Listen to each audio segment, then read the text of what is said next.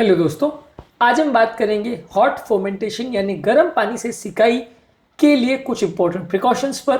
Usually गर्म पानी से सिकाई बहुत सारे तरह के चोटों में, स्टिफनेस में, इंजरीज में यूज़ किया जाता है, लेकिन कुछ इंपॉर्टेंट बातों का ध्यान रखने की आवश्यकता है जो इस टेक्निक को ज़्यादा इफेक्टिव बना सकता है, ज़्यादा सक्सेसफुल बना सकता है और साइड इफेक्ट्स या प्रॉब्लम्स को कम कर सकता है। ये इस टॉपिक का सेकंड पार्ट है। फर्स्ट पार्ट में हमने कुछ टिप्स और प्रिकॉशंस पर बात करी थी। आज उसी डिस्कशन को कंटिन्यू करेंगे और कुछ और प्रिकॉशंस और टिप्स आपको देंगे जो कि हॉट वाटर फर्मेंटेशन या हॉट फर्मेंटेशन में आपके लिए उपयोगी होंगी। टॉपिक पर जाने से पहले जो लोग हमारे चैनल पर नए हैं उन्हें रिक्वेस्ट करूँगा कि चैनल को सब्सक्राइब करें, वीडियोस को लाइक करें, शेयर करें, फॉलो करें, कमेंट करें, पूरा देखिए। टॉपिक इंपॉर्टेंट है इसलिए इसे अंत तक देखिएगा। चलिए शुरू करते हैं इंपॉर्टेंट वीडियो।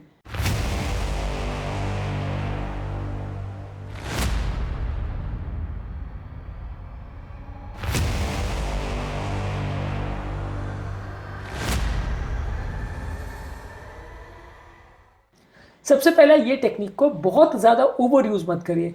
कई लोग का ऐसा होता है कि अगर गर्म पानी सिकाई से उनको थोड़ी देर का राहत मिला, फिर 15 मिनट में फिर चालू हो गए, फिर आधे घंटे में फिर चालू हो गए, फिर 1 घंटे में फिर चालू हो गए। और अलग अलग लोगों को बोल दिया कि एक बार वाइफ करेगी, एक बार बच्चा करेगा, एक बार ये करेगा। ये टेक्निक को ओवर यूज़ करेंगे तो आपकी स्किन में डैमेज ही होगा, कुछ खास फ़ायदा नहीं होगा। इसलिए 10 से 15 मिनट के लिए इसको करिए और कुछ घंटे के बाद रिपीट करिए, 2-4 घंटे के बाद रिपीट करिए। हर 15-20 मिनट में बार बार इसको करना या कई घंटों तक करना, ये दोनों ही नुकसानदायक है। लॉन्ग स्ट्रेचिंग को करने से फ़ायदा नहीं होगा और इसमें आपको नुकसान भी हो सकता है, स्किन में डैमेज भी हो सकता है और ऑब्वियसली वो गर्म चीज़ थोड़ी टाइम में ठंडी हो जाएगी। कई लोग कहते हैं कि बार बार गर्म करते जाते कर लगाते जाते हैं तो फ़ायदा नहीं होगा। इसके अलावा प्रॉपर इसके लिए इक्विपमेंट जैसे हीटिंग पैड्स या हॉट वाटर बॉटल जो अवेलेबल है उसका प्रयोग कर सकते हैं। ये एक प्रॉपर डिस्ट्रीब्यूशन ऑफ टेम्परेचर देता है। सिर्फ गर्म पानी का तौलियों को डुबा डुबा के जो लगाते हैं वो उतना अच्छा आपको डिस्ट्रीब्यूशन ऑफ हीट नहीं देगा। अगर प्रॉपर इक्विपमेंट उसका यूज करेंगे तो आपको बेटर रिजल्ट्स मिलेंगे। तो यदि किसी व्यक्ति को इसकी ज़्यादा या बार बार ज़रूरत पड़ रही है तो फिर वो प्रॉपर इक्विपमेंट खरीद ले और उसका ही प्रयोग करे तो ज़्यादा अच्छा है। हीटिंग पैड्स या हॉट वाटर बॉटल्स ईजिली किसी भी दुकान में अवेलेबल है, ज़्यादातर 200-400-500 में आ जाती है। इसका आप प्रयोग कर सकते हैं। बार बार जो तौलिया वाला जो सिस्टम है या गर्म पानी को डुबा के करने वाला सिस्टम है वो 1-2 बार जिसको करना है या एक बार चोट लगी उसको करना है उसके लिए ठीक है। तो जिनको डेली ही उसकी ज़रूरत पड़ती है, इनको बार बार जॉइंट का प्रॉब्लम है और बार बार ज़रूरत पड़ती है, वहाँ पे आप प्रॉपर इक्विपमेंट खरीद ले तो ज़्यादा अच्छा है। इसके अलावा आप हॉट वाटर बॉटल्स या इसके साथ सोना अवॉइड करिए। कई लोग का ऐसा रहता है उसको लगा के आप सो जाते हैं और कई बार उसमें ये ध्यान नहीं रहता कि टेम्परेचर बहुत ज़्यादा गर्म हो गया और वो कई बार जो है अनसेफ पोजीशन में भी शिफ्ट हो सकता है। सोते समय आप ध्यान नहीं रख पा रहे हो किस ऑर्गन को छू रहा है, किसको नहीं छू रहा है, कितना गर्म है कितना नहीं। कई बार क्या है लोग लगा के भूल जाते हैं, खासकर उम्रदराज पेशेंट में जिनको स्किन सेंसिटिविटी बहुत अच्छी नहीं होती, उनको पता ही नहीं चलता कि वो गर्म है कि ठंडा है। तो वैसे में जलने का चांस या डैमेज होने का चांस या यूजलेस होने का चांस बहुत ज़्यादा है, क्योंकि थोड़ी देर के बाद वो गर्म चीज़ ठंडी हो जाती है और फिर आपको फ़ायदा नहीं करती। तो उसके साथ सोने का कोशिश मत करिए, उसको लगा के रखिए जब तक आप जाग रहे हो और उसके बाद उसको बंद कर दीजिए। पर उसको लगा के सो गए, ये गलत टेंडेंसी है। इसके अलावा मॉइस्ट हीट का प्रयोग करिए। ड्राई हीट बहुत अच्छा नहीं होता, बहुत ज़्यादा गीला भी नहीं होना चाहिए। आप ऐसा नहीं कि बिल्कुल डुबा के डायरेक्टली गर्म पानी से उसको निचोड़ रहे हैं जॉइंट के ऊपर, वैसा मत करिए। हल्का सा उसको डुबा करके सारा पानी निचोड़ लीजिए और हल्का सा गीला होना चाहिए। बहुत ज़्यादा गीला हो या बिल्कुल सूखा हो, दोनों ही फ़ायदा नहीं करेगा। हल्का सा मॉइस्ट हो तो ये बेस्ट रिजल्ट आपको देगा। इसके अलावा किसी भी स्किन के लोशन या क्रीम के ऊपर इसका प्रयोग मत करिए। अगर मान लीजिए आपने स्किन में लोशन लगाया उसके ऊपर इसको लगा रहे हैं तो वैसा मत करिए। ये अगर स्पेसिफिकली आपके डॉक्टर ने रिकमेंड किया है ऐसा कोई लोशन का तो आप इसको प्रयोग करिए, नहीं तो मत करिए, क्योंकि इसमें कई बार हीट के साथ कैसा बिहेव करेगा वो कहना मुश्किल है और कई बार स्किन में जल जाने का चांस ज़्यादा हो सकता है और इसका थोड़ा सा खराब इम्पैक्ट हो सकता है। वो हीट के साथ कैसा रिएक्ट करे और वो केमिकल से क्या कंपाउंड बन जाए वहाँ पर आपको कहना मुश्किल है। इसलिए किसी भी लोशन या क्रीम के ऊपर लगा के फिर मत करिए। कई लोग का क्या होता है एंटीसेप्टिक क्रीम और लोशन लगा दिया उसके ऊपर हॉट वाटर बॉटल लगा देते हैं, जो कि गलत है। वैसा नहीं करना चाहिए। आपको हॉट वाटर सिकाई करनी है तो अलग से करिए, क्रीम लोशन लगाना है तो वो अलग से करिए। इसके अलावा ओवर हीटिंग के साइंस पर ध्यान दीजिए। एक तो ये होगा कि वो एरिया में बहुत ज़्यादा गर्मी तो नहीं हो रही, इसका ध्यान देना है कि वो लाल तो नहीं हो रहा, ब्लिस्टर तो नहीं हो रहे।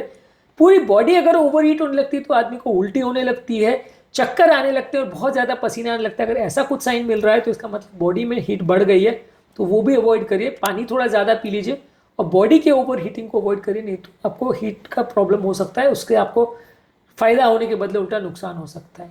इसके अलावा जो हॉट वाटर बैग वाला सिस्टम है ये सेंसिटिव एरिया पर प्रयोग मत करिए, जैसे कि चेहरा पर, जेनाइटल एरिया पर या जो एरिया में ब्लड सर्कुलेशन कम है वहाँ पर प्रयोग मत करिए, नहीं तो आपको इस पर फ़ायदा के बदले नुकसान हो सकता है, वो एरिया जल सकते हैं। तो इसलिए सेंसिटिव एरिया पे प्रयोग मत करिए।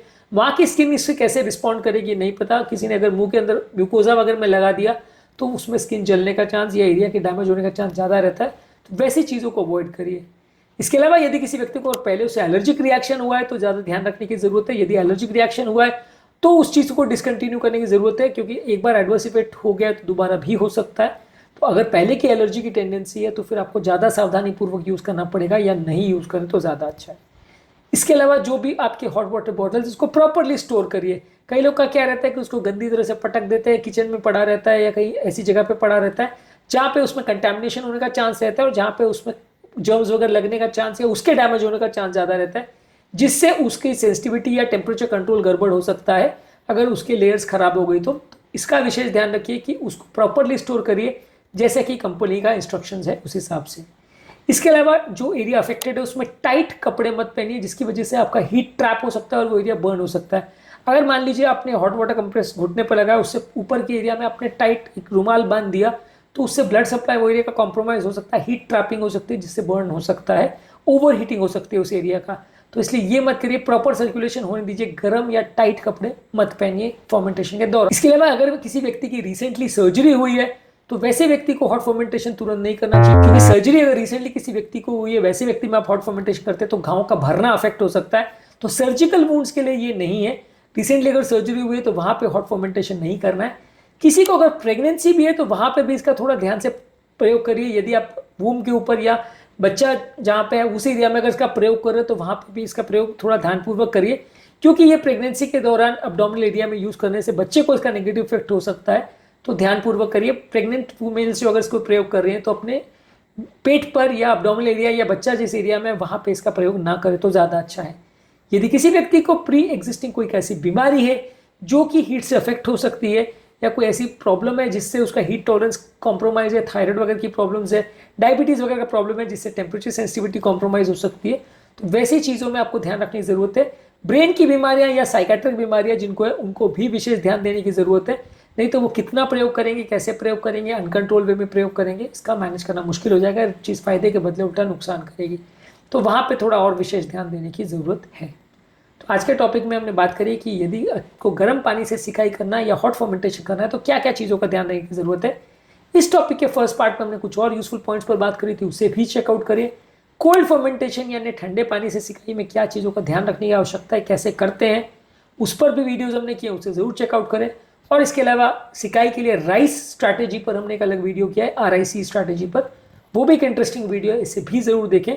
इसमें आपको काफ़ी कुछ जानने को मिलेगा और आपका ओवरऑल पेन का मैनेजमेंट स्ट्रैटेजी काफ़ी हद तक चेंज हो जाएगा। उम्मीद करूँगा कि आज के टॉपिक में कुछ नई बातें जानने को मिली होगी। जो लोग हमारे चैनल पर नए हैं उन्हें रिक्वेस्ट करूँगा कि चैनल को सब्सक्राइब करें, वीडियोज़ को लाइक करें, शेयर करें, फॉलो करें, कमेंट करें पूरा दिन। Thank you.